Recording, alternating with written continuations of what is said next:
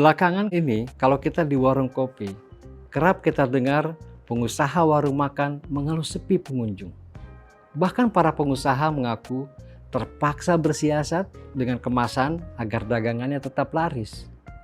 Benarkah ini semua isyarat bahwa daya beli masyarakat sedang lesu?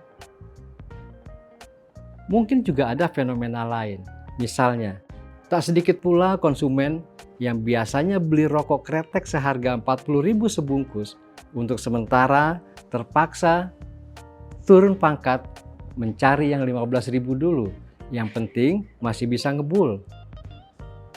Semua ini adalah fenomena sempalan yang mengisyaratkan bahwa daya beli masyarakat sedang melemah. Pembuktiannya tentu kita harus lihat atau kita simak dari data Badan Pusat Statistik atau BPS yang menghitung secara agregat atau keseluruhan.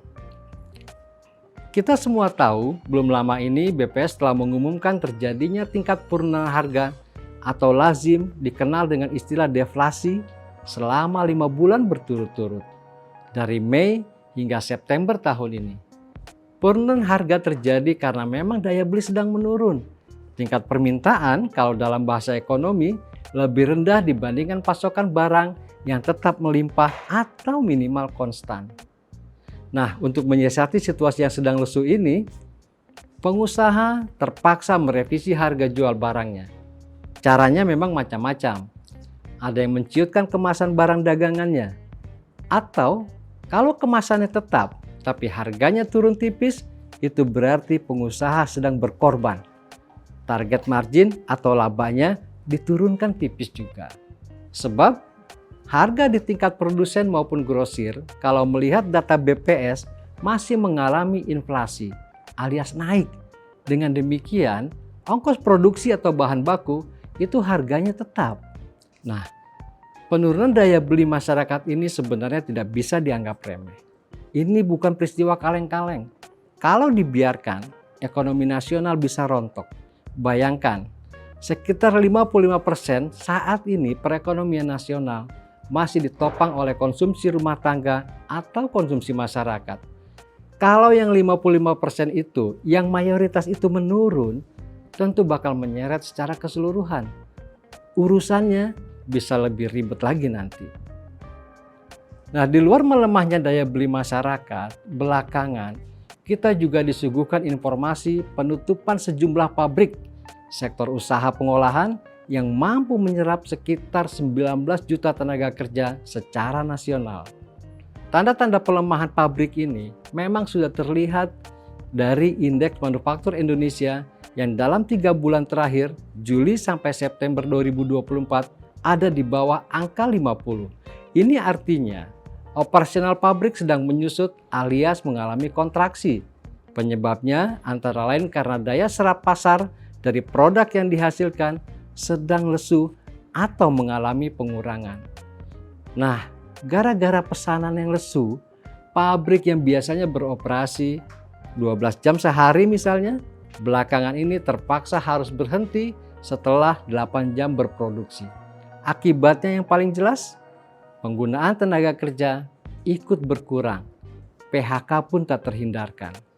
Inilah yang kita saksikan belakangan ini melalui pemberitaan. Jumlah pekerja yang terkena PHK, kalau kita tengok data Kementerian Tenaga Kerja hingga September 2024, jumlahnya bukan main-main.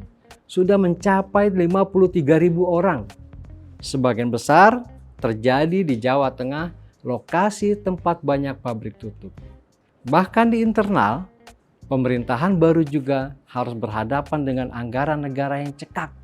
Di saat kebutuhan anggaran yang begitu besar, kinerja penerimaan negara dari perpajakan justru sedang mengalami penurunan atau melandai. Ambil contoh Agustus 2024, sekitar 1.380 triliun rupiah, padahal periode sama yang tahun lalu bisa mencapai 1.419 triliun. Jadi, penerimaan pajak pada tahun berjalan ini dibandingkan tahun sebelumnya hasilnya lebih rendah. Lalu, apakah pemerintah baru nanti akan menaikkan pajak? Kalau ada niatan seperti itu, siap-siap saja. Ekonomi kemungkinan besar akan semakin tertekan. Kita juga coba lihat dari komponen perdagangan luar negeri. Ini ada catatan yang sangat penting. Diam-diam, defisit perdagangan migas Indonesia untuk periode Januari sampai Agustus sejak tahun 2022 telah mencatat sejarah baru. Nilai defisit perdagangannya sudah menyentuh angka 2 digit atau belasan, yakni sekitar 16,8 miliar dolar AS. Di tahun-tahun sebelumnya, defisitnya masih 1 digit alias di bawah 10 miliar dolar.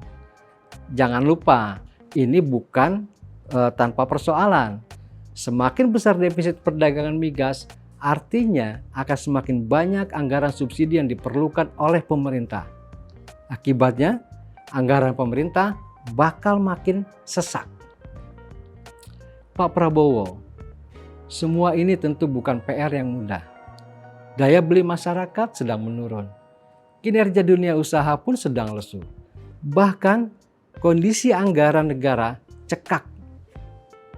Selamat menjalani hari. Ingat, Anda berjanji akan selalu memuliakan rakyat, bukan membuatnya menjadi lebih sengsara. Jangan lupa ngopi, Pak.